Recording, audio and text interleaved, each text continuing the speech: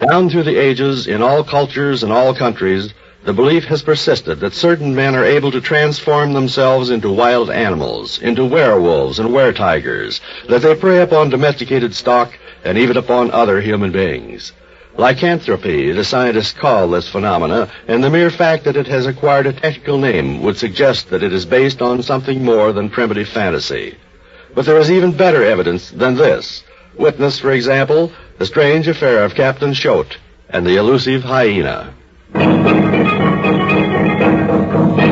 He was a hunter and an adventurer, this Captain Choate of the Order of Distinguished Service. Himself, in October of 1918, sitting in a hut in a village of far-off Nigeria. Nor, since he was known and trusted by the natives there, is it surprising that their leader should confide in him the misfortunes that were afflicting the village. Raiding hyenas, eh? Yes, Captain. Or perhaps one hyena. He steals among us at night. He destroys everything. He has the body of an animal, but the brain of a man. What? You see, Captain, he is a man. At night, he transforms himself into a hyena. We know. We have followed his tracks, and always they lead to the next village, and always, just before they reach the village, they turn into human tracks. Mm-hmm. Yes, I'm sure they do. Well, whatever he is, my friend, tonight we're going to get him.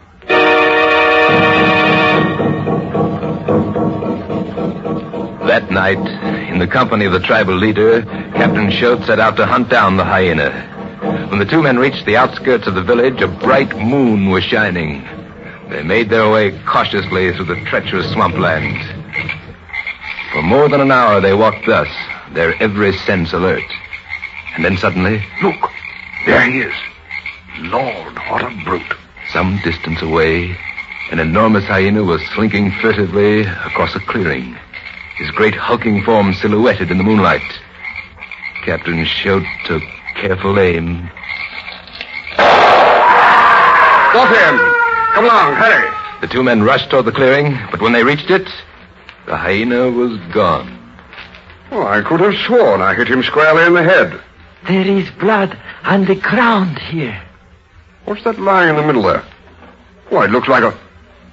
By George, it is, a jawbone. Come along, let's follow his tracks. An easy trail to follow, for it was marked at regular intervals by great splotches of blood. It led directly to the neighboring village, and then it stopped abruptly. Exhausted and disappointed, they accepted the invitation of an aged villager to spend the night in his hut. When they awoke at sunrise, their host had vanished. He returned a few moments later in a state of great agitation. What has happened, my friend? It is Bano. Bano is dead. He was my neighbor. He was wise man and mighty hunter. The gods have cursed him with the sickness, eh? No, he was not sick. He was killed with gun. Someone fired it in his face. His jawbone was shot away. After that, the monstrous hyena never again was seen near the village. Nor did anyone ever learn the identity of the man who had killed the native Bano.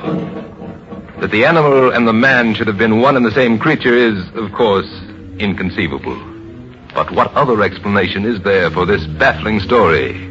A story incredible, but true.